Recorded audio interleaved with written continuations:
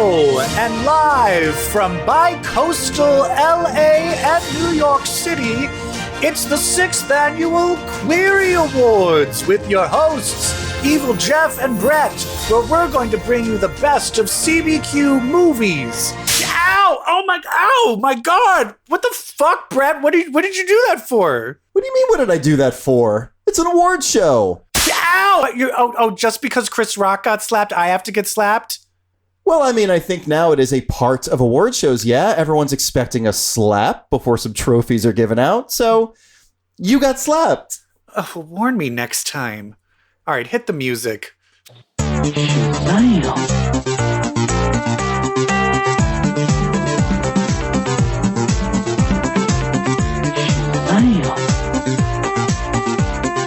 Hi. Happy New Year. Hello. Hello. Hi. We're about to hit 2023. Crazy. But, I don't ever like to go into something new without reflecting on the thing that came before it, It's just good practice. So welcome to the 6th Annual Queries, everyone, where we will give you the best of and some of the worst of our favorite geek categories and some queer ones to boot. Yes, but I think a great way to start it is Phase 4 of the Marvel Cinematic Universe has ended. So I think a good thing to do is to finally give a roundup of what's going to make who's the top? Who's at the top of the MCU Phase 4? Oh, absolutely. So now that we have the complete Phase 4, we can do what Marvel fans do best and judge it and rank it.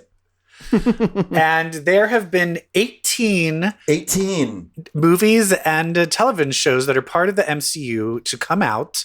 And did you find it difficult to put them in order? You know what? I went through 4 different final versions of this list. I was like, okay, here it is, putting it down. That's it.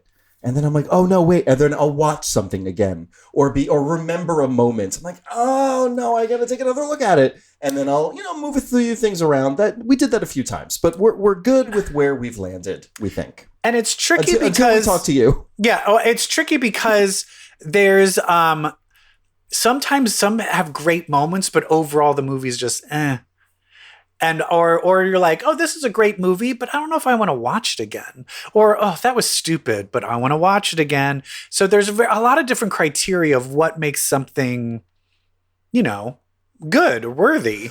Well, that's a great point. What did you find to be your criteria when you were ranking all 18 elements of Phase 4? I felt it had to... it needed to have a certain sense of like rewatchability, that it's like, oh, I want to see this again. It had to have given me a certain sense of excitement when I was watching it for the first time. And then it also just needed to, and then lastly is like the actual like filmmaking of it. Like, is it actually directed well, written well? Yeah. That was the same for me. For me, it's the execution. It is the rewatchability that is so important. In fact, having just rewatched the last thing that I rewatched, it made me shoot it up a few notches because what'd you watch? Heroin? Recency bias. No.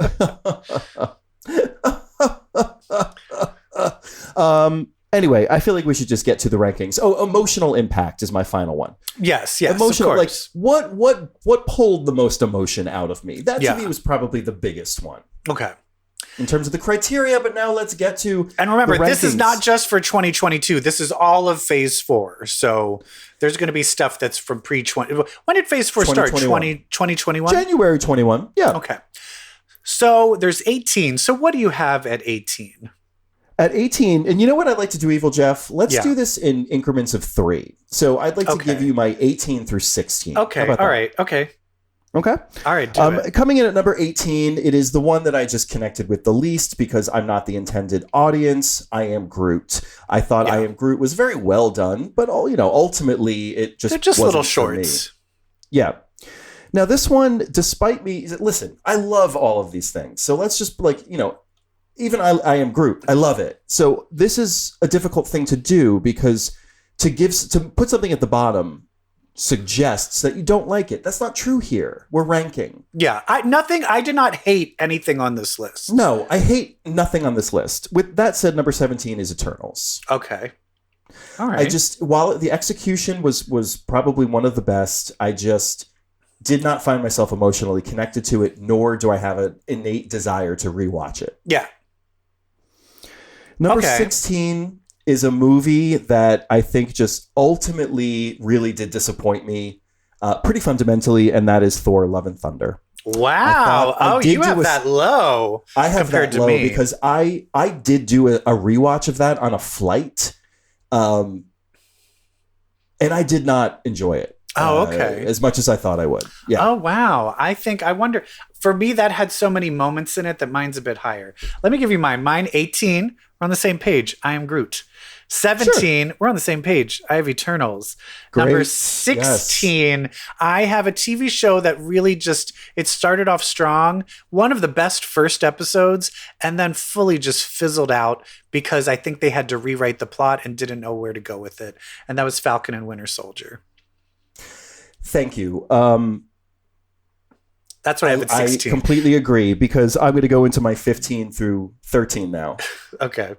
At 15, I have Falcon and the Winter Soldier. I completely agree. Something happened there. It was the first episode is so good. Yeah. I heard musings that there was a kind of virus and they had to rewrite it. I heard that too. Out. Because really, to me, the antagonist plot, the Flag Smashers, none of that connected. I could not follow what the whys and wherefores and the motives were behind that series. It was why are people doing this? Yeah, and it just wasn't clear, and it felt really hodgepodge. That said, Falcon and the Winter Soldier, Bucky and Sam building the boat together, rebuilding the boat together at the end, one of my most cherished MCU moments. Yeah. Great moments. Baron Zemo dancing. Great moments, but ultimately it suffered from something that resulted in a choppy, inconsistent kind of a mess. Yeah. My 14 is What If. Again, that comes down to very well executed. Some of the episodes I was just kind of watching with that lack of emotional connection.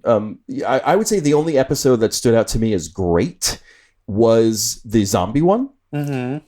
And I watched that a few times. It's fantastic. I thought ultimately putting together the Guardians of the Multiverse was kind of cheap, for lack of a better word. I didn't need that.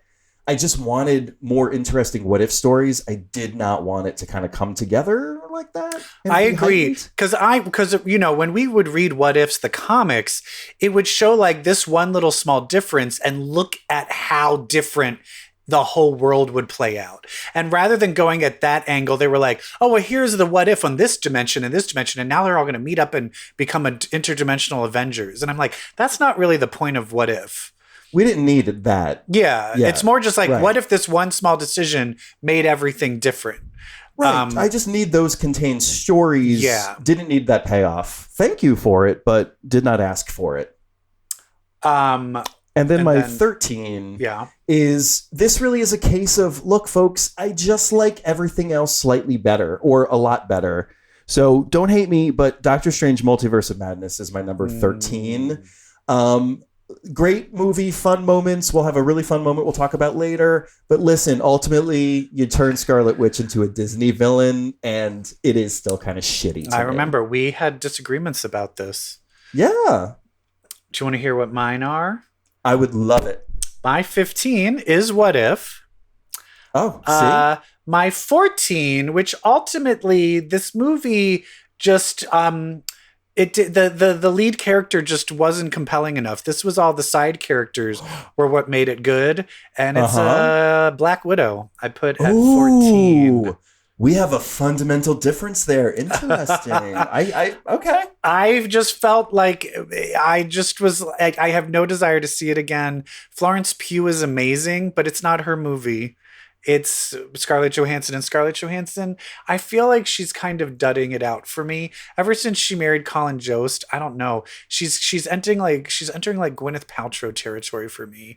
She's just kind of annoying me. So anyway, that's more of a personal thing, but that counts. But it affects. It counts. And number 13, This one, I love it, and it's super cute, but I put Guardians of the Galaxy Christmas Special. Sure.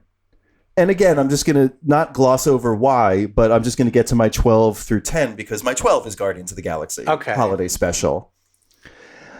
Well, what do you think, EvilJeff? Why'd you put it there? I think it's because it was more cute than emotionally impacting, and it doesn't have like it has a few little droplets of things that can affect the MCU in the future of like, oh, they're brother and sister and now they know. But other than that, it's just more cute. And there were just the other things just ended up getting in front of it. Yeah, I'll say this about the Guardians Holiday Special. It is exactly what I needed at the right moment, but that was a fleeting moment. That went a long way of getting me into the holiday spirit. I watched it with my family, with my niece and nephew, and it was just like, it just hit the right chord for all of us in the moment. So I have that emotional association with it. I will watch it every year. Oh, see, I probably won't. Well, I might watch it every year. I'll get to something later that is now a new tradition for me, but I'll get to that later. My number 12 was Guardians. My number 11 was She-Hulk. I will say this about She-Hulk. I love She-Hulk. I loved what a risky approach that was to do the first kind of like almost slapsticky sitcom approach. Huge risk. With risk comes either big payoff or big wheat-wah. And I just thought there was just some wheat-wah. There was great payoff, but there was also some wheat-wah. Are you saying that like wah wah? Is that what that word means? Yeah, well, not all the jokes landed for me. And no, but you're saying we want. Is that? I'm like we want. Okay, all right. I was like, I just make sure I got that right. Okay. Do you get it now? Yes. And what number is She-Hulk? She-Hulk's my 11. Okay. Again, love it, but I compared it to the other shows, and again, it's just a case of liking the other stuff better. Yeah. A lot of this is like at this point, you're like, these other ones, I liked them better. I just like them better. It like my number 10, Ms. Marvel, which She-Hulk is what I expected. It did a little bit more than I expected, but Ms. Marvel, I think, went beyond my expectations in how emotionally connected I was to it. I'm looking at you, Khan family. You and I really got into the familial relationships in that show, which really carried huge weight for me. I love the Captain Marvel connection to that corner of the universe, so that, I love that too. And Kamala really is a character who I look forward to in the future. Kamala is a character that just fucking worked in this shit. And that's 10? That's my 10. Interesting. What is your 12 through 10? My 12 is Ms. Marvel. Oh! Which I also agree. I felt this had a really fun I love Kamala as a character, but I just felt it went a little bit off the rails plot-wise here and there. Mm-hmm. And so it's just not, it just wasn't my favorite. There was just things that were in front of it. It does have one of my favorite moments in it, which we will get to later, which I'll talk about that later. Absolutely. Yes, we will. My number 11 is Loki, which was super fun and great. Yeah. And this one, it's just literally, I just like the other things better. Yeah. There's nothing wrong with Loki. Loki is so fun and really great. We find out he's bisexual in this one. That's where he reveals that. There's all the different versions and variants of Loki. So hilarious. And number 10, I have Moon Knight, which is also fun. Great. Fun. But I just like some other things better. I understand. I do. I will say my number 9 is Loki. Okay. So continuing that, there were times where Loki, there were just times where I was like, what are we doing? Which was part of the fun, but also kind of took me out. It made the connection a little bit more tenuous sometimes. But Loki did also introduce us to Jonathan Majors as the different iterations great. of Nathaniel Richards of Kang. So that and gave us Miss Minutes. So thank you. So I'm doing my 9 through 7 right now. My number 8 is Shang-Chi and the Legend of the Ten Rings. Mm-hmm. Again, fantastic. Loved it. It was so unexpected. It was such a surprise. I sometimes I love Act 3. Sometimes I wish Act 3 was a little bit more like the rest of the movie. But we do love Shang-Chi and we do love Simu Liu in the role. And then my number 7 is Moon Knight. I'm looking at this, and Moon Knight, I guess, was my kind of top MCU TV show for 2022. And it's because of that goddamn Oscar Isaac. I mean, he's pretty dreamy and he's pretty talented. Yeah.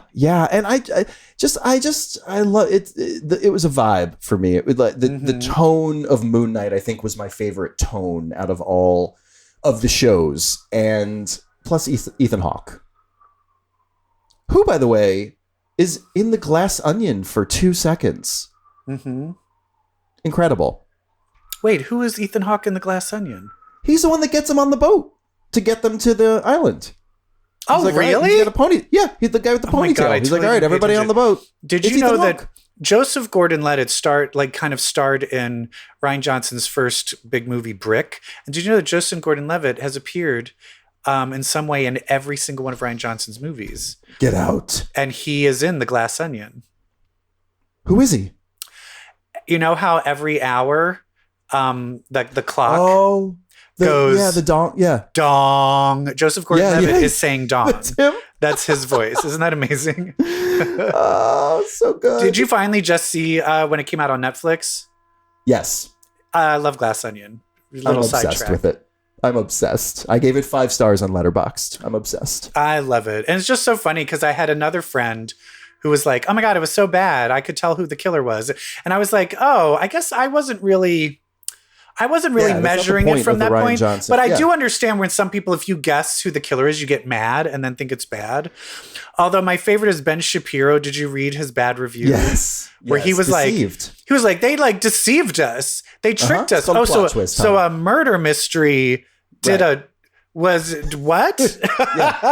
What an idiot. What? Oh my God. What a dumb piece of shit. So you gave your 9, what did you give, 9 through 7? Yeah, my 9 was Loki, my 8 was Shang-Chi, and my 7 was Moon Knight. Okay, so my 9, here's going to be my controversial take. My 9 is Black Panther Wakanda Forever. Great. Okay. All right. And it's down that low because of Letitia Wright. I'm sorry. Yeah. Everyone else was rising to the occasion and she didn't. And sadly, she's the star of the movie, which was just really, it's kind of like everything was set in place for success and they just chose the wrong Black Panther, in my opinion. Yeah. It should have been Okoye. Yes, that's what it comes down to. It should have either been Okoye or it should have been Nakia. Or Nakia, of course, Nakia. That's actually, it should have been Nakia. Yeah, and so that is. But then you don't have the touching moment of. And once again, I liked all of these. I liked the movie. I don't want anyone coming after me being like, "What?" I just like these other ones better. So then at 8, I put Thor, and there was just the gayness in Thor. It's the queerest of the MCU films. I just really liked it. And I really like Natalie Portman in it. And I think that's why I think the tone of it, I liked it. And I get why people felt the tone was off and they didn't like it, but I enjoyed it. So yes. I'm putting Thor, and I'm allowed to. And for number 7, I put She-Hulk, because She-Hulk was my favorite TV show this year. And I think my expectations were so low, and it just hit it out of the park for me. It ended up being so funny. And so Tatiana Maslany was just so good. And we had like Madison, the guest stars were so when it great. Hit. And then when it hit. With Daredevil appearing in it. Like it just... Yep. It just made me very happy. I will say, it's great. It was good marveling. It definitely had a lot of like filler episodes where it's like you could have been a little juicier like with this, but overall, I really liked it. All right, what's your 6 through 4? Okay, So my number 6 is Black Widow. I really do love like Black Widow from the emotional connection standpoint. No, but it was real. It was real to me. Listen. You may be joking, you may be paying homage. I don't know, but that scene gets me, man. It gets me. I love it, and I love the quirky family dynamic. It really just has so many of these emotional payoff moments that get me going. I love the action in it, and I do love ScarJo as Natasha, and I do love the reveal that to me anyway, the reason that Black Widow could so readily sacrifice herself was the profound sense of closure that she received from the movie, from the Solo movie. Yeah. And I just liked adding that element to her character and her character's sacrifice. My number 5 is Black Panther Wakanda Forever. All the reasons you said. I just thought Ryan Coogler did a really good job. Like, Ryan Coogler did a better job executing the making of the film than whoever directed Black Widow. So that to me is why Wakanda Forever went over. It was just like a better looking film. And Tena Huerta, I mean, you and I kind of differ on that Namor. I think that Namor is pitch fucking perfect for the MCU, for like the movie iteration of it. I mean, he's hot, so I'll take it. And he's very hot. And honestly, they made those ankle wings a main character. Like, make no bones about it, this man is flying on his ankle wings. Like, they weren't just dressing, like they were the thing he was flying on. Like, there were some shots that really just heroized the ankle wings, and I really appreciated that. Yeah. Plus, like, God damn it, Miss Bassett, that is one of my best line reads of the year. That's a category for a future show. Like, what were the best line reads of the year? Which line? Which line? Have I not sacrificed everything? Like, that whole ass monologue where she's firing Okoye. Yeah. Oh, she came to take it. Like, she came to take it. She's a contender to get an Oscar. She better. For an Oscar nomination. I don't think she'll win, but yeah. No, but nominate her. Show us that speech in an Oscar clip. That's what it's made for. What's your number 4? And then my number 4 is something that completely surprised me. And I fucking love it so much. And it's Werewolf by Night. Yeah, it's great. Could not believe what I was watching when I was watching it. The whole 1930s Universal movie monster thing. Just the fact that this guy who has composed so much Marvel music then directed something and gave us that. Like, it was so directed by a composer. Plus, not only did you open up the whole Monster Blade corner of the universe for us with Man-Thing, and with, here's my next point, Elsa Bloodstone, which I'll stop there because I know you can add a lot to that. Yeah. Like, talk about being pitch perfect. And you'll see how I feel about this movie where I place it. Speaking of, like, just pitch perfect, following, like, going into a genre, like going into the black and white feel, the violence, like giving him the freedom to really dig in and letting it be like 1950s horror, but with the violence. And just, it was so fucking good. It was so good. It's perfect. It really is.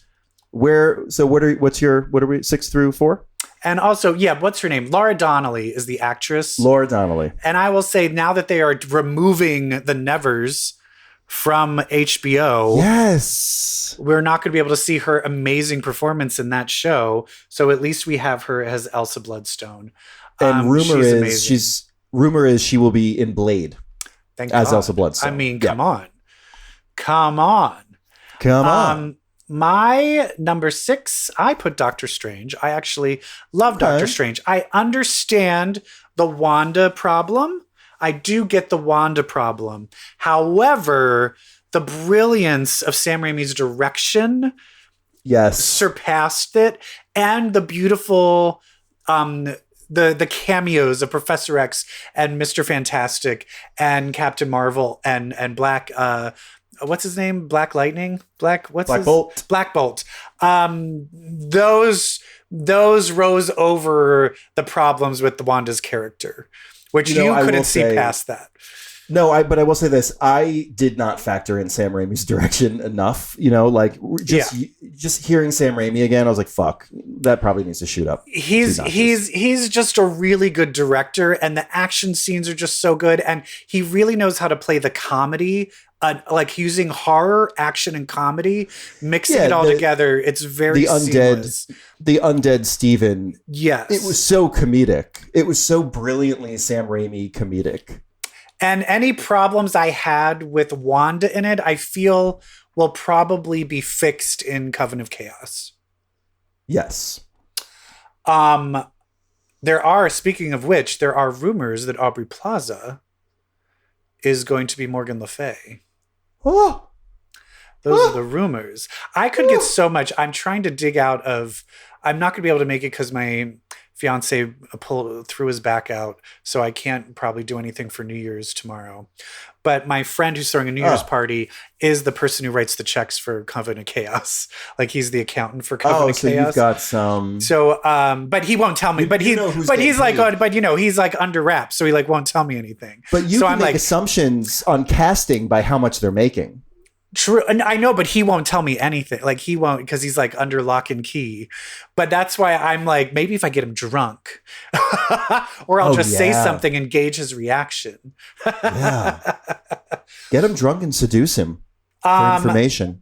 And then number 5, I have Hawkeye. Okay. I think Hawkeye was just such an amazing TV show. Yes. Just so fucking good.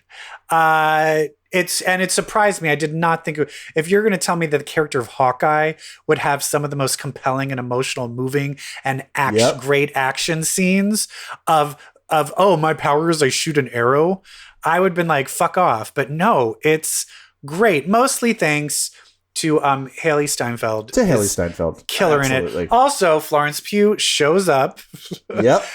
As in it as well, so it's amazing. Also, Echo, her character is great. Yes. And then what's the guy? What's his name who plays Hawkeye? What's that guy's name? Jeremy Renner. Jeremy Renner actually Jeremy Renner's hot sauce from Glass Onion. he fucking pulls it out. He does. Yes, he does. And at number 4, I have Shang-Chi. Shang-Chi just is love. Shang-Chi is just pitch perfect. There's only one other movie that I felt did better than it. But for me, from Act 1 to Act 3, it's just such a great introduction of a superhero character. And I loved it. Well, you and I have different number 3s, but we clearly have the same. Well, maybe we don't. I'll hold that. All right. So I'll do mine 3 through 1. Uh-huh. Okay, my number 3 is Hawkeye. Okay. This is the one that I just rewatched, and it shot up. I love it so much. Oh, because it's very Christmassy too, so that was a good thing. It's very Christmassy, so it is my annual. Like there will not. It used to be Batman Returns. Sorry, Batman Returns. I'll fit you in. Probably every year, but I won't freak out if I don't. Like I will Hawkeye. Yeah. If I don't get to watch Hawkeye around Christmas, I'll freak out because it's perfect. Everyone in it is so good. Vera Farmiga is so good. Tony Dalton as swordsman. What a great character. I need to see him again. Everyone you mentioned. Lucky the Pizza Dog. The comedy in it is like, it works every time because the comedy moments are character moments. They're action moments. They're fantastic. It gives us Vincent D'Onofrio as the king. It was the first thing to be like, the Netflix people, they're in. And that's what you have to remember. This might have the most Oscar-nominated actors in the show. Yeah, it's got the talent is unreal, but also the relationship between Clint and Kate that develops over the course of the series is one of the best things of the MCU. I know, like when they fuck. No, I'm just kidding. I'm just kidding. No, terrible. And also love the reveal that Linda Cardellini was Mockingbird. Mm-hmm. Not saying she was Bobby Morse. Bobby Morse is a character in Agents of S.H.I.E.L.D., but we never heard that Bobby Morse was Mockingbird. That's Linda Cardellini. Anyway, Hawkeye's great. My number 2 is I'm just kidding. Spider-Man No Way Home. Yeah. I mean, do we even need to talk about why? Yeah. It's great. It's the ultimate comic book experience. Yeah. Other than Avengers Endgame, it is the ultimate comic book experience. Mm-hmm. It's everything. And number one is the thing we said will always be number one. This is WandaVision. In perpetuity to the end of time. WandaVision. It's WandaVision. We've talked about this enough, but WandaVision is one of the best series ever perfect. made. It's perfect. And just to throw mine in real quick, my number 3 is Spider-Man. I actually put Werewolf by Night at number 2 because I feel it is so well made. It's so well made and it is so rewatchable. Like I will watch it over and over and over again. Because Spider-Man is the most perfect comic book experience, but Werewolf by Night almost is art. And I think that's why I put it ahead. Yep. But WandaVision forever. That's number 1. Yeah, I mean, like WandaVision and Werewolf by Night are arguably the two most tasteful things that Marvel has done. Yeah, and Spider-Man, you just other than Winter Soldier. Yeah, you just have those moments of when Tobey Maguire and Andrew Garfield show up. It's just magic. It's such movie making magic because do you know what happens right before that? Marissa Tomei dies. Yeah. Marissa Tomei dies and you are like, I've never felt worse in my life. And then all of a sudden they fucking throw Andrew Garfield at you. And like, it is such literally an emotional roller coaster. It's great. They bring you all the way down and then they skyrocket you up. And then you're just like, wee for the entire act 3. I just, like, for some reason I was going through Insta and I saw the clip of Zendaya falling off the building and Andrew Garfield saving her.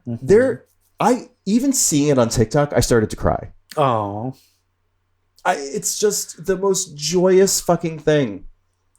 And Toby still looks good. Although I heard bad things about him.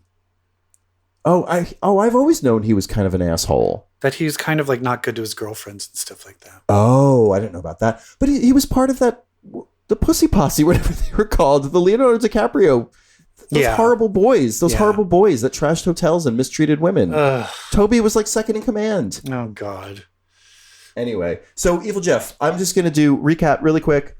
My list, Brett's list of Phase 4 rankings. 18, I Am Groot. 17, Eternals. 16, Thor. 15, Falcon. 14, What If. 13, Multiverse of Madness. 12, Guardians Holiday. 11, She-Hulk. 10, Ms. Marvel. 9, Loki. 8, Shang-Chi. 7, Moon Knight. 6, Black Widow. 5, Wakanda Forever. 4, Werewolf. 3, Hawkeye. 2, Spider-Man. 1, WandaVision. And a Partridge in a Pear Tree. What was yours? Mine was 18, Groot. 17, Eternals. 16, Falcon Winter Soldier. 16, What If. 14, Black Widow. 13, Guardians of the Galaxy Christmas. 12, Ms. Marvel. 11, Loki. 10, Moon Knight. 9, Wakanda Forever, 8, Thor, 7, She-Hulk, 6, Doctor Strange, 5, Hawkeye, 4, Shang-Chi, 3, Spider-Man, 2, Werewolf by Night, 1, WandaVision. Yes. But now let's get to the real nitty-gritty. What happened Let's get into the entree. Let's talk about 2022. I feel like we need fanfare. Dun, da, da, da. Welcome to the Queries. Let's get some nominations and let's listen to some winners. Let's do it. Okay, this is not one where there's only one winner. Sometimes there might be 3. Sometimes there might be 1. Sometimes there might be 5. It's our rules. We'll do whatever the fuck we want. Rules are for straight people. Yeah. All right. So we're going to do the best of queer stuff. We're going to do the best of TV, movies. Our favorite, of course, we'll end with comic books. But let's get into this right now. Starting with a category, EvilJeff. We're going to do our queer category first, but let's do a little amuse-bouche. Something to get us warmed up. Let's start with the character you and I wanted to fuck the most in the past year. Characters. Okay. I call them KILFs. All right. I actually just chose real life, like live action. Okay, I skewed into some drawings. Let's hear them. Okay. First, I have Mr. Emo Bruce Wayne, a.k.a. Robert Pattinson from Batman. Just him with the eyeliner and the depression and him fucking up and all. The torso. Him fucking with Catwoman. It was hot. Like he can hot. get it. He can fucking get it. Like he's so hot. Next, she could get it too. I mean, I can't. We talked about it the last episode. I can't get it out of my mind. Joyvon Wade's arms, Cyborg from Doom Patrol. Yes. Those arms. I mean, he's also hot as fuck, but I want him to do a bite, like put me in a headlock, and then jerk me off. Like he's just so hot.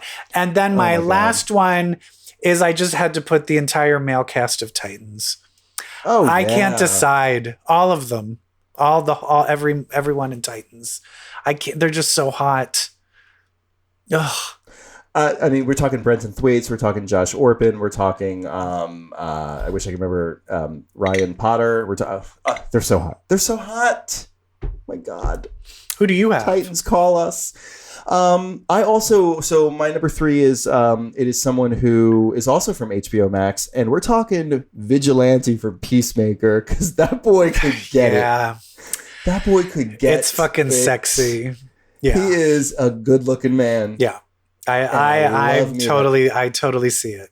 I love that dumb, violent shtick. Ooh. He might show up later in another category for me. Oh, he will for me as well. And then I went with some drawings because I thought they would be underrepresented. Okay. Also, they made me the horniest, which is a weird thing that's true about me. So I want to shout out to Gambit for his Hellfire Gala costume. I will say this. I don't think he appeared in the story or any of the stories, but he was on some covers rocking just full torso out, and it was hot. So Gambit, you made me horny with your Hellfire Gala costume.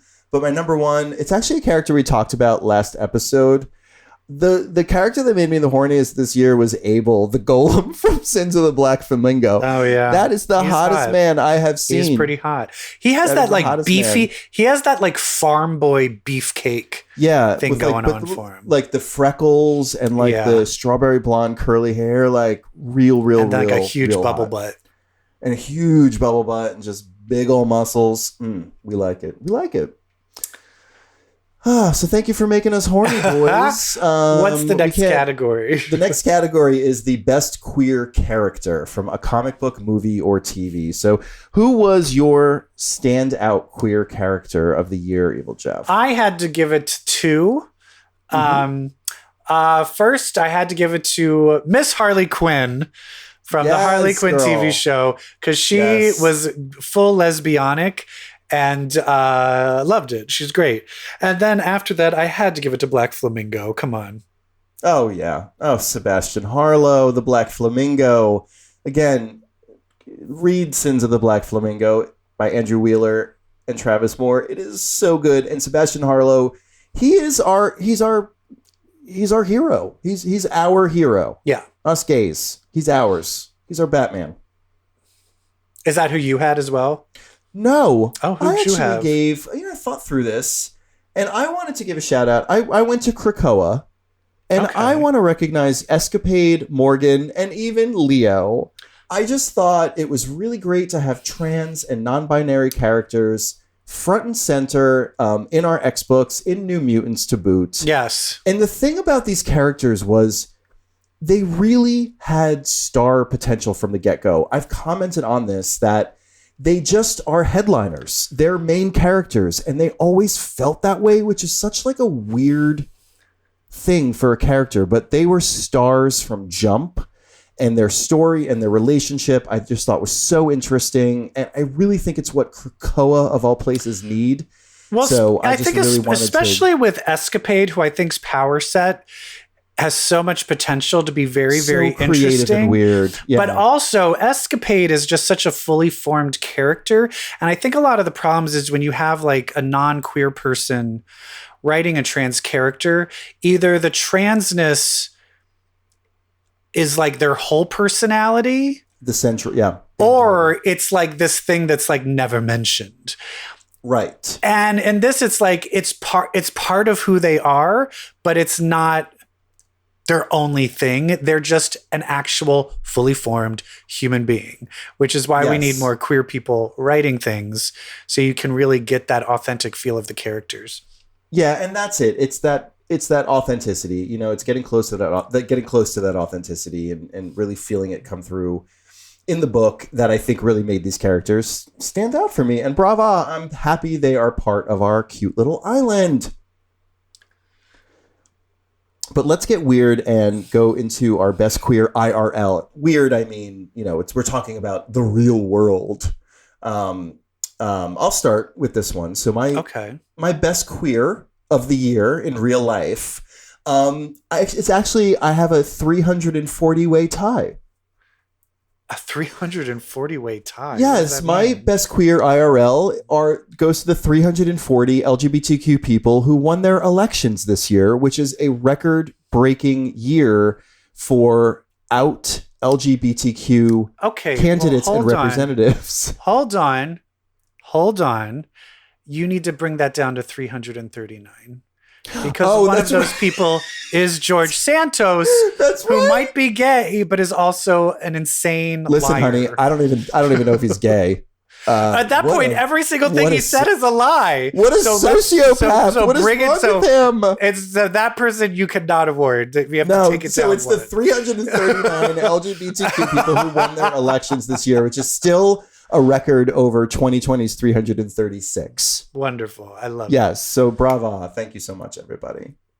I had first one as a teenager who was forced to come out because they said that he was queer baiting, which is Kit Connor from Heartstopper. Yes. And I felt the brave that he had to be like, hey, bitches, I'm bisexual. Why don't you fucking kiss my ass? Yeah. Love it. But then the other one that I had is Gerard Carmichael. Yes. The stand-up. He's actually, he's come out with a movie. He's going to be hosting the Golden Globe Awards. And he not only came out, he had a whole stand-up special where he came out, but he's also starting to like he hosted Saturday Night Live, talking about being gay, but he's not afraid to be feminine. He's not afraid. It's just a beautiful thing of seeing someone that had a career and was so far in the closet to kind of embrace who he is and then become even more successful. That's incredible. Just makes me very happy. Yeah, absolutely. And that brings us to our best queer moment in 2021. Yes. And as someone who watches BLs all the time, I feel like my whole life is a queer moment. But it's very rare that it can hit in the English language, having a nice queer moment. But then it did in a weird little show called Heartstopper. Oh, that's mine too. Okay, yeah. I chose that as my queer moment because it's the first time I saw like a real like English version of a BL of the things that I loved so much, and their romantic relationship. That's one of the types of movies that young people that might be afraid to come out are going to watch that and be like, you know what? I want that love. And look at how those parents were good and nice. And I'm going to come out. Like that's going to change lives. That show. Heartstopper just got through to people in a way that nothing really had before. It was such a phenomenon when it came out. And on a personal note, like in that first episode where Joe Locke's the guy he used to fuck around with, who mistreated him, when he raises his hand to strike Joe Locke, and Kit Connor comes and grabs the guy's hand from behind, and just saves Joe Locke from a beating. My husband started clapping and like crying, and I've never seen him that invested and that engaged. Because we've all, as any sort of fiction before, especially us gays that were bullied, like you so relate to that because you're like that. I wish someone could have come to my defense. Yes. Although that did happen to me. I did have one of my friends. We became friends. We were the two outcasts. And I used to be beat up all the time for being a faggot. And I went to an all boys Catholic school. And I remember this one guy, he used to take his suit jacket and he would put it over my head and like try to suffocate me. I know this sounds very traumatizing, which I guess it was. But the one time he did that, this guy, Chris, came behind and punched that guy in the library and told him to leave me the fuck alone. And then we became best friends. Oh, and then every time you saw him, did you go, hi? I know. I know, but now he's like a crazy Trumper and he's kind of racist. Oh, well, there's a good person in there somewhere under all that brainwashing. Oh, that's so cute. I love that we had that. Which brings us to our best queer film. All right. Well, I'll go first. No, go ahead. Okay. Oh yeah, you go first. Okay. So I watched this movie, and it's like the first kind of like really true gay rom-com that I saw, and it tackled a lot of advanced issues, and I thought did so eloquently, and like it was just bit after bit, one scene after another, and I just found myself cracking up through the whole thing. Of course, I'm talking about Fire Island. Are you for real? Yeah. I'm giving Fire Island's best queer film of the year. I just thought it dealt with intersectionality well, and I thought it was one of the funniest movies I've seen, and I think it's just great. I have a real affinity to Joel Kim Booster and Matt Rogers and Bowen Yang. Like, they're just gay comedians that I really want to succeed. And I just really love the movie. I thought it was hilarious. So I'm going to say Fire Island as my best queer film because I thought it was the funniest. I'm going to say I love that movie, but that's not your favorite queer film. Oh, what is it? Mine is. Oh, okay. Everything Everywhere All at Once. Oh, you're calling that a queer film, are you? It is. It's about a mother trying to accept her lesbian daughter. Thank you. All the way through a multiverse. Yes. So I had to choose that. Once I was like, I feel that this movie is gay enough that I'm counting this as my queer film. That's awesome. I will be giving it something later, so I was just trying to spread the love. Yeah. Okay. Is that all of our gay nominees? That is. So I'd like to go into a little bit of a potpourri round, if you don't mind, where we talk about our best binge and who we think was the entertainer of the year. Okay. My best binge, I had to choose something that I really did just like binge. Me too. And at one point I had to stop binging because all the episodes weren't out yet. But for me, I'm choosing Sandman on Netflix. I love it. What? How many episodes would you say you watched in a row? Like 4.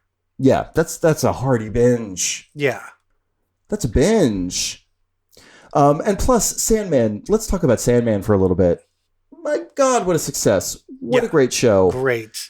Tom and Sturridge. That diner episode. The diner episode it was one of the best hours of television I have ever seen. It was just so good. Sandman was fantastic. One of the best things of the year. My best binge, also on Netflix. This is a show that I truly binged, even though I was on vacation. And it was when I came to visit you. I visited you. We went to Disney. I then went to my cousin's wedding, which is where I did most of my binging. Stranger Things season 4. I couldn't. You know what? Stop. I binged that as well. So that could easily be there in place of Sandman. But I'm spreading the love a bit. I put Stranger Things in other things. Oh, so good. I'm trying to spread the love. Yeah, and it gave please look what it did for Kate Bush. I mean, my God. It made a song from 1982 go to number 1, like 30 years later. 30 years later, after it had not even cracked the top 40 or whatever. It's fantastic. Great. Netflix. Thank you. It's appropriate that our best binges went to Netflix. Okay. You still got it, honey. Although speaking of, that's the crazy thing is because the Wednesday dance. Yes. But it's not even the song in the TV show that went to the top 10. It's the Lady Gaga that someone made a TikTok of her dance over it. Oh. A B-side Lady Gaga song that was never released. They sped up that song, put it underneath, and it got so popular that song now is in the top 10 of iTunes. What? And it's from the Telephone album, or the one that it's it's from 2010. Ugh. Isn't that crazy? What's it called? Bloody Mary is the name of the song. It's a great song. Anyway, do you not like Lady Gaga? I'm not that into her. Oh God, I love Lady Gaga. What kind of fag are you? An old one. I liked Madonna. All right. Entertainer of the year. Who do you have? I have a tie, and it's some people who I talked to earlier. So I gave mine to the whole crew of Joel Kim Booster and Bowen Yang and Matt Rogers and their circle. I thought they all had great success this year, and they were the ones that I rooted for the most. I mean, Joel Kim Booster doing Fire Island, doing his stand-up special, Psychosexual, which is one of the best stand-up specials I've seen. Matt Rogers. Oh, really? I did not like it. Oh, I loved it. I felt he just spent too much time talking about drugs and being obnoxious. That's why I loved it. Oh, see, I felt he came across really unlikable in it. Oh, I don't know. I related. Okay. You just want to fuck him. I do. Actually, you probably want to fuck him more than I do. I feel like you've lusted over him more than I have in the past. I did, but then he would never respond to me on Grindr, so now I know. Oh, yeah. Yep. And then Matt Rogers, whose amazing Christmas show I just saw live on the 23rd. You watched it live? Isn't it being released somewhere on TV? Yeah, it's on Showtime. Oh, is it great? It's fantastic. It's hilarious. But the fact that he was in I Love That For You, and there was another big thing he did, which is escaping me now, which I'm very embarrassed about. He's the voice in that Q Force. He plays Q Force. He plays like Twink. The Queenie Twinkie character. Yes. Oh God, what is it? It'll come to me later. Bowen Yang. I mean, stands out of SNL. And he's just such a I just think a crucial voice for our community in entertainment and representation. And I don't know. I'm proud of those boys. And by the way, Joel Kim Booster was one of our original fans from the old show. I know, which is like, why wouldn't he fuck me? I know. Anyway, so thanks, boys. Mine, I chose Michelle Yeoh. Yes. Because it's like girl work. Girl. I mean, I don't even feel like I need to explain anything else. I mean, I could go for the whole cast of of Everything Everywhere All at Once, but I want to give it to her. I feel like she just is like an inspiration. She really is. And I love her. And if she does not win the Oscar, I'm joining Al Qaeda. Like, I'm serious. Oh, absolutely. Absolutely joining Al Qaeda. I just couldn't be happier for her. And I know that Cate Blanchett is going to beat her at the Oscars just because that's the way the world works. But I look forward to the day where I scream at my TV because Cate Blanchett won an Oscar.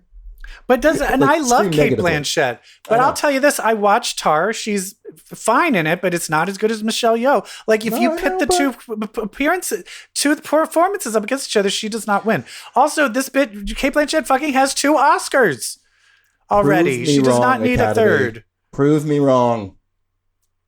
Okay. Right, now I'm getting upset. What's next? All right, we're getting into our nerd shit next. Okay. So we're going to do TV, movies, and comics. But first, let's get into the spirit by talking about our favorite comics moments of the year. This year was filled with great moments in all of these media, in the books, in the TVs, in the movies. What are they? I have a couple, so let's go back and forth. Go. My first one is a comic moment. Okay. And mine is just called Storm. She is the moment. She is the moment. And I've said this before. This is the first time people are like, oh, did we forget that Storm was awesome? Are we just taking it for granted? Can we please make her awesome again and show how she's awesome? It's basically, this year is just Storm doing battles and kicking everyone's ass and like taking, she's just it's like, I finally am like, yes, this is the Storm that I know and love and want, and I want more of it. So it's like pretty much every battle is a moment. When she battled Vulcan, when she battled Tarn, the Uncaring, all of that shit. It's just great. I love it. It's so great. She's essentially, who's the guy from Dragon Ball Z, Goku? Yeah. She's finally been Goku this year, and it's finally she gets her due. Okay, I have one from a different corner of the universe. I'm going to say the Hero-gasm episode of The Boys. Oh, wow. Yeah, that was pretty crazy. My God. There was just dicks and buttholes everywhere in that episode. I mean, incredible action, just jaw on the floor television. So funny, so gross, kind of hot at times. Great action, great acting. It just Hero-gasm. It happened in 2022. My other moment is when you find out that Ms. Marvel's a mutant. That's one of mine. Screaming. When we heard the word mutated in Ms. Marvel, and when we heard the word mutant in Wakanda Forever. Yeah. I mean, I'll give you another one. Scarlet Witch versus the Illuminati. Oh, that was great too. I loved it. What a hoot. What a hoot that was. What a, just the best. Here's another one. Betsy Braddock and Rachel Summers. Betsy Braddock and Rachel Summers, everybody. Scissor Sisters. Scissor Sisters. Woohoo. Oh, I mean, just the telekinesis that must be happening in that bed. Jesus. The subtle, intimate telekinesis that must be happening. So happy for our girls. Who is a stronger telepath? I feel probably Betsy's the stronger telepath, but Rachel's the stronger telekinetic. Yeah, I don't know. That's tough. You can argue Rachel is stronger in both. So is she...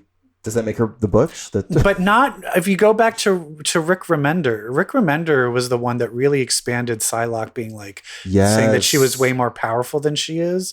But then now that she's separated, is that still the case? I don't know. But now that she's otherworlded, is she even more powerful? Yeah, and she's Captain Britain too. Yeah. Fuck. Anyway, so those are some great moments. Any more? No, I only had those two. Then let's start ranking and giving out some awards to our television shows. Before we praise, let's talk some shit. Okay. EvilJeff. There was some bad superhero fantasy or sci-fi TV out there. Like what? I only chose one thing for worst TV show, and that was Paper Girls. Fuck you, Paper Girls. That's mine too. It was like... This is one of my favorite comics. Yes. And talk about shitting the bed. What the fuck? Like literally shitting the bed. You know it's bad when the show ends on a huge cliffhanger, they cancel it and not a one person gives a shit. Also, you know what? It was so bad. Like I thought the actresses were just kind of unwatchable. Sorry, I don't know who they are, but I did not like them. Maybe it was how they were directed. Always blame it on how they were directed. Yeah. But yes, the expectations thing, it took one of our favorite stories, made it shit. It focused on the wrong things. It focused on like their relationship with their adult counterparts, which who cares? To me, the biggest sin was the sci-fi elements, like the aliens and the time travel, all that shit in the graphic novel is so fucking cool. They managed to make it so stupid in this show. Like it just read as stupid. Yeah. It was really sad. And I think probably a lot of it was maybe budgetary restrictions. But then it's like, maybe don't do it then. Then don't do the show. Don't rewrite it to make it worse so you can fit the budget. Do a show about actual paper girls, like who just deliver newspapers. Make it about their drama on their routes. Yeah. Make it about like their parents running over their bike. Yeah. Since that's the budget you have. Was not good. That happened to me when I was a paper boy. Oh, no. Yeah. But you know what was good? Some TV performances. Some performances were really good. My standouts, I have 3. Okay, me too. I have, this is where Freddie Stroma, Vigilante Peacemaker. Yep. I feel that's just one of the big breakout characters in a very, like, it just, he just fucking stole the show in every scene he was in. Every syllable is joy. And the fact that he was replaced, like he was not the original character. Yes. Oh, so good. And he's very attractive. Yes, as well. My next is Laura Donnelly, Elsa Bloodstone, Werewolf by Night. And my third one, I got to give a shout out. Patty Guggenheim, Madison from She-Hulk. That's great. That's great. I also have Freddie Stroma as one of my 3. I mean, just incredible. Oscar Isaac for me. I mean, it was the Steven character for me. He made me love I mean, his acting's so great. I was choosing more what surprised me. Like Oscar Isaac, Haley Steinfeld, all of them, Jeremy Renner, they're all great, but I like knew they would be great. I chose the ones that more surprised me. Yeah, and I was validating greatness because my number 1 is Tatiana Maslany as Jennifer Walters. I mean, she's great. It was amazing. Like she carried that. She did so great. Some of the best line reads of the year. I mean, like if you did it like a highlight reel of like what are some of the best line deliveries, like I smash fourth walls and sometimes Matt Murdock, it's on there. It's on there. And now we have our best superhero, fantasy, and sci-fi TV shows. And this one I could not narrow it down, so I have a list. I hear you. I have a top 6. Okay, go. My top 6 of best shows. At number 6, I have Stranger Things. At number 5, I have Severance. Oh, at number, fuck me. Did you forget about Severance? Yep, sure did. At number 4, I have Sandman. 3, Werewolf by Night. 2, Harley Quinn. And 1, Peacemaker. Come on, Peacemaker. Peacemaker. I mean, come on. Yeah, you're so correct. Because I'll do 6. My number 6 is She-Hulk. My number 5 is Ms. Marvel. Number 4 is Moon Knight. My number 3 is Severance. My number 2 is Harley Quinn, and my number 1 is Peacemaker. Yeah, Harley Quinn and Peacemaker fucking. I haven't laughed like that in years. You know what I mean? Like, yeah, you know what it's like to laugh like that? Do you? Yeah. I did not stop laughing, and just Harley Quinn. Listen, sorry, MCU shows. Harley Quinn does character development better than all of you. I know, it's crazy, and it's a fucking cartoon. And it's a fucking cartoon, and it is the relationship I was invested in the most this year on TV. Harley and Ivy. And just her relationship with Batman and the Batman side characters. Yes. Were just so smart and good. It's and how like Joker became a progressive liberal running for mayor. So he could give everyone free health care. And he was it was just so brilliant. So good. And just the bits. Fuck. It is like the funniest joke writing on television outside of Peacemaker. That's the reason. Like if She-Hulk could just hit the comedy like Harley Quinn and Peacemaker did, it would have been the best show of the year. Yeah. Harley Quinn and Peacemaker nailed the jokes every single time. Now, can we talk about Severance a little bit? Because it's the first show that came close to of what Lost was doing. Of what Lost felt like, and that is a feat. Yeah. That's a feat. Severance is everything else on this list is a superhero show. Severance is easily the best non-superhero show of the year. All right, come on. Yeah. I'm so excited to see what season 2 is. It was the best fucking cliffhanger I've ever seen. Yeah. Yeah. So many questions, so many theories. I feel like that boy that used to watch Lost and like get on the internet and be like, oh, don't you see the others are blah, blah, blah, blah, blah. Darn. And it's so smart because the female character in that, where she does not want to be severed, inside the office, she's constantly fighting to get out. And her outside person, her outie, is like, fuck you, bitch. I don't care if you're going to try and kill yourself. You're going to do this. And I was like, this doesn't make any sense. Why would someone do this? And when the twist is revealed of who she is, you're like, and she's the daughter of the owner of the company. You're like, founded the company. Oh, this makes so much sense. It's brilliant. Yeah. It's so brilliant. Yeah. It's great. Ben Stiller, thank you, sir. So good. So good. That brings us to the movies. Movies. What's the worst movies? All right. I chose one. There's one that was I feel just like eons worse than everything else. And we're talking Morbius, right? Yes. Like, what do you think you're doing, Morbius? Like, what the fuck? Yeah. Would you sorry. First of all, your casting. Second of all, can I just what is Sony doing with these Spider-Man characters?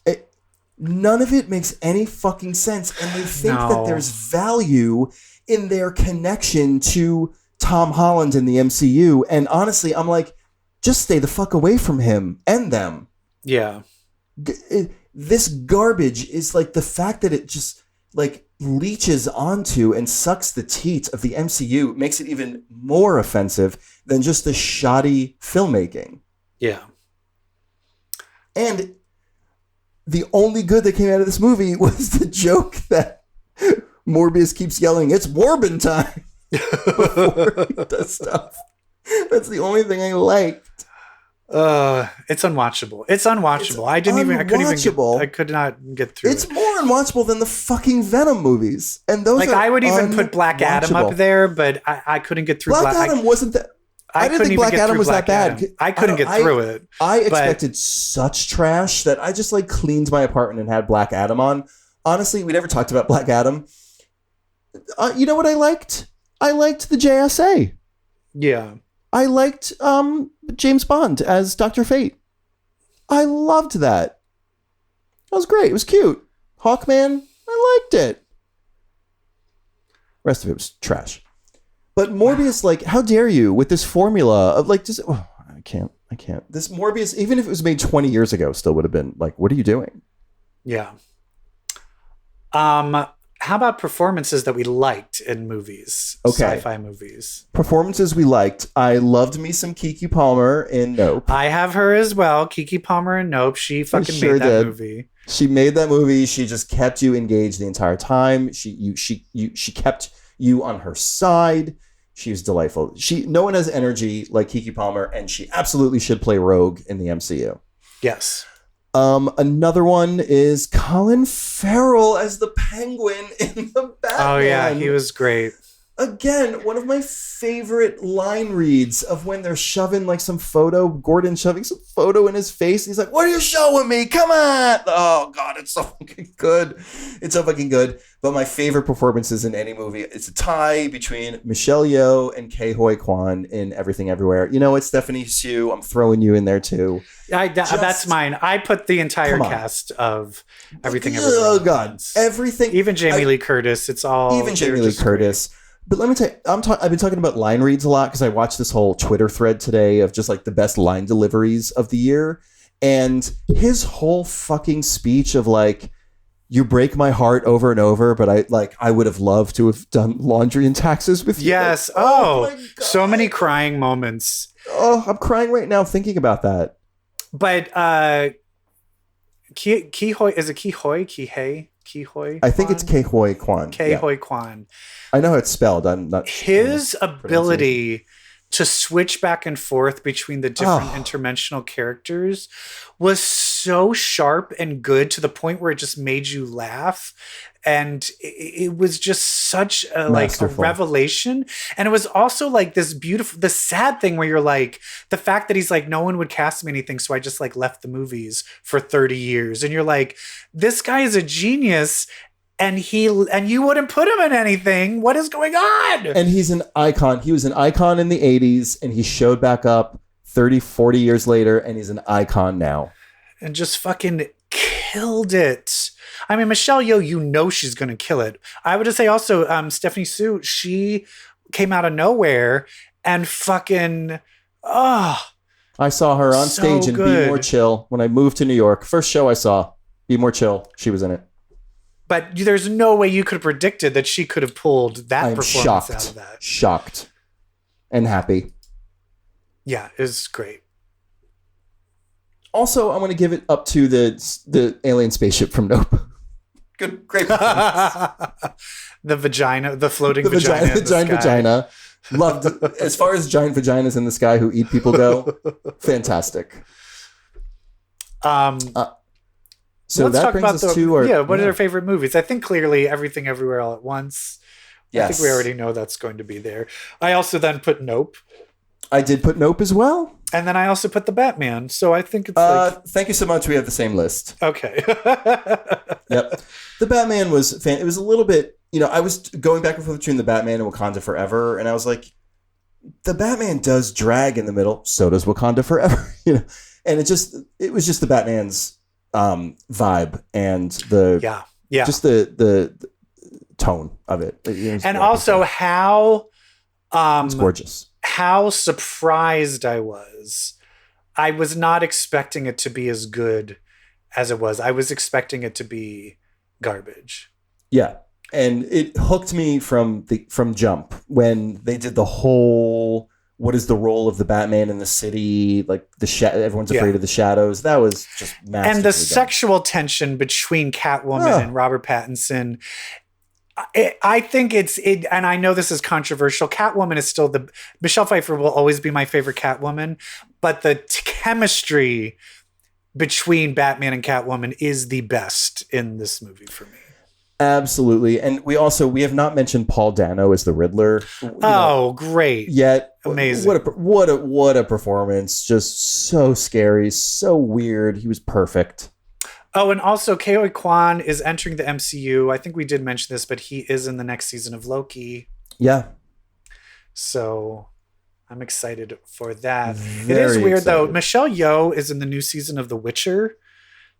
Uh-huh. And on Netflix, every picture is her like touching her forehead. It's like let's make it look like this is everything everywhere all at once. So people click on it and watch it. Putting like, a googly eye on. So third eye. Are we on to comic books now? Now we are back to the best medium of all. Like TV and movies are great, but there are no comic books. You know what I mean? Yeah. And so let's talk shit about the... Should I just jump to... I feel like I should just name it instead of saying, EvilJeff, what's your worst comic book of the year? If you have listened to my podcast, you fucking know what I'm going to say. I have another one that you might not, but for me, Marauders. Okay. Yeah, Marauders. Marauders is the worst comic book of the year. I just, you don't want to shit on people's work. Like, they're good writers and they're good artists. It's fine. And I'm sure that they could write something great, something else. What are we doing what are we doing? And it's like you lost me at 2 billion years ago. We're off and not only 2 billion years ago, but the fact that they're like, we need to risk everything to go back 2 billion years ago and save a whole race of people. What? How are you going to make me not give a shit this much about a story in the Krakoan era? I can't believe. What a feat. Also, the fact that it's a Jewish woman where she's like, these people were genocided. It's so sad. We need to save them. What? You're going to do that before? It's just, it does not make any sense. I can't handle it. Also, 2 billion. 2 billion. I've said it once. I've 7. That is the Earth. It's a hard pill to swallow, and you don't give us anything to drink with. There was like plankton around 2 billion years ago. There was not full and then I think they listened to our podcast and they tried to then start writing. Well, actually, it's because then this happened, and you're like, don't try to fucking no prize yourself. No, not no prize. It's no prize. There is no prizes for you. This is garbage, and I hate it. Marauders is like getting fisted with no lube. My next one is not necessarily because it's the worst comic ever written, but it's more because of the disappointment that it created. And mine is the X Lives and X Deaths of Wolverine. Yeah, I figured that was coming. Sure. Yes. First of all, the one, I forget which is which, but the one where Wolverine was trying to save all Professor X in the past. That's Lives. Awful. Terrible. Pointless. Yeah, I'm gonna quote Joy Behar. Who cares? Who cares? It was terrible. X Deaths, actually an interesting read. Interesting premise. But it led us to Moira the robot, and that's not what I wanted. Literally T2 Moira. Like not what I wanted. Yeah, that was like, let's create one not of that. Like, do you realize like a few years ago, she was my favorite Marvel character. She was my favorite Marvel moment. Wasted potential. Like this is in the previous queries. It was like Moira McTaggart, my favorite character, my favorite moment. Moira McTaggart's a mutant. And now she's a robot and she's insanely evil. I still don't understand any of it. Like I understand it on paper, but it just doesn't fucking check out with me. The whole heel turn. I would rather see her stay on the mission, but try to do things her way, like lead a rebellion, something. Like just to all of a sudden be like, all right, I'm just going to kill everyone because Xavier and Magneto were so fucking mean to me, and they resurrected Destiny, who I'm afraid of. It's a stretch. It's like the Falcon and Winter Soldier thing. Like, what was the original plan here? And like, well, I think it was like she in the end it was she didn't want Destiny to come back because Destiny would tell everybody that she was really evil. Right. But then the thing but her really being evil just didn't cut the mustard. Like it didn't make sense. Yeah. Like why would you do all of this? She's like, when she was just like, we can't get through to Krakoa to kill the 5. You helped create the 5, dummy. Right. Now you're like, we need to get rid of Resurrection. You helped start it. It was your idea. It was your idea, you dumb bitch. Like, it did, like that stuff. It just doesn't make any sense. It's just such a weird. It's like, you know what you could have done is not help them do that. Right. Doesn't make sense. All right. Well, let's talk about some good. What else? What other comic book categories are there? There's best comic book character of the year. Characters. Mine, I feel like I've already, like you could probably guess because they placed in other categories already. Okay, well, we have the same number 1, and it's Storm. Yes. Yeah, and then number 2, I have Black Sunspot and Magneto. Oh, I have Black Flamingo. Oh, I'm giving it all to the X-Men Red cast. Okay. Yeah, because then guess what my best comic book of the year is? Love it. Yeah, like these characters pulled so much fucking weight this year. Storm, Sunspot, and Magneto. Like the 3 of you just have never been cooler, and I've never enjoyed reading comic book characters more in my life. Okay. Yeah.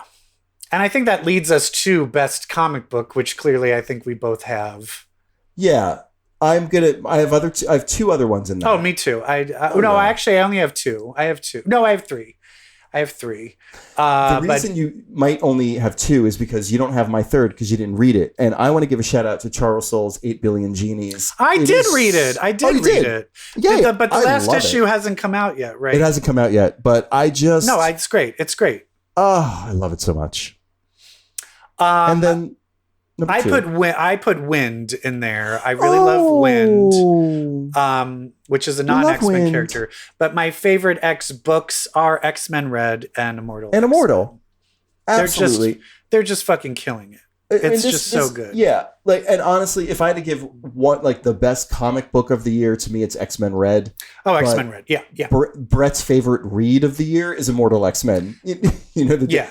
Immortal is giving us all of the interpersonal dynamics. It's juicy. It's kind of like, it's almost like guilty pleasure-ish, but not that it's bad. But X-Men Red is giving you the fight scenes that you want, the power, the power dynamics, and like the payoffs and the like betrayals, moments, and reveals and betrayals. Like that's X-Men Red is just so good. It's just so good, and Al Ewing is so good, and Kieran Gillen is so good, and X-Men Red and Immortal X-Men really define the year. And I also want to give a shout out to Sabretooth and Sabretooth and the Exiles, which also has been an incredible read, an unexpectedly good read. Yeah. The new issue came out of that, and it's fun. So that's it. I mean, congratulations to X-Men Red and to Storm and to Michelle Yeoh and to Everything Everywhere All at Once and Freddie Stroma and Peacemaker. I mean, y'all done did it this year. You took it. Yeah, you is Stranger Things, Severance. You really gave it to us. You really made us enjoy. Like, things are still awful and things are still crazy, but you are the thing that you're the thing that got us through it. You're the thing that helping me not be insane. That's right. You. That's right. Absolutely. And EvilJeff, I just want to say I'm very proud of us that we did not have Marvel as any one of our movie nominations. Mm-hmm, mm-hmm. We're an eclectic show. We're not one note ponies. Yeah. And also, you know who else got me through this year? You, Brett. Oh, you got me through this year as well. And that's not a bit. And the fact that I was able to force you to watch my BLs and watch Kin Porsche. And Love in the Air, which I'm still watching. Have you watched any more episodes of that? I have. Real fun. Have you gotten to the sex scenes yet? Not yet. Did you get to the second episode where he's spanking him? Yes. So hot. Yeah, it's so hot. It's really but I just want to say one of our best days of the year was with each other when I came out to LA and we went to Disney and we went bar hopping in West Hollywood. Mm-hmm. And that was a real highlight of 2022, darling. I know, and it was all downhill after that. Yep, it sure was. It was downhill before it and downhill after it, but fun in the middle. What do you want to happen? What are you looking forward to in 2023? Like movie comic wise? I'm looking very forward to Secret Invasion. Okay. Looking forward to Guardians 3. I'm looking forward to Sins of Sinister. I'm really looking forward to Sins of Sinister as well. That might be the thing I'm looking forward to the most. Yeah. Yeah, it's going to be a good... I'm looking forward to Scream 6. Oh, yeah. Yeah.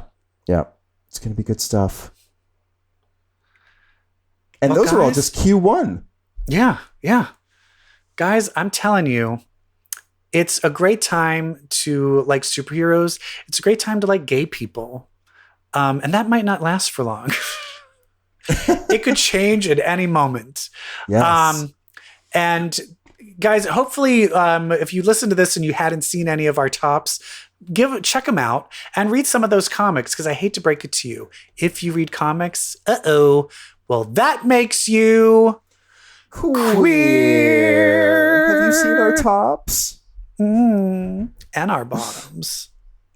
Happy New Year. Bye. Bye. Bye.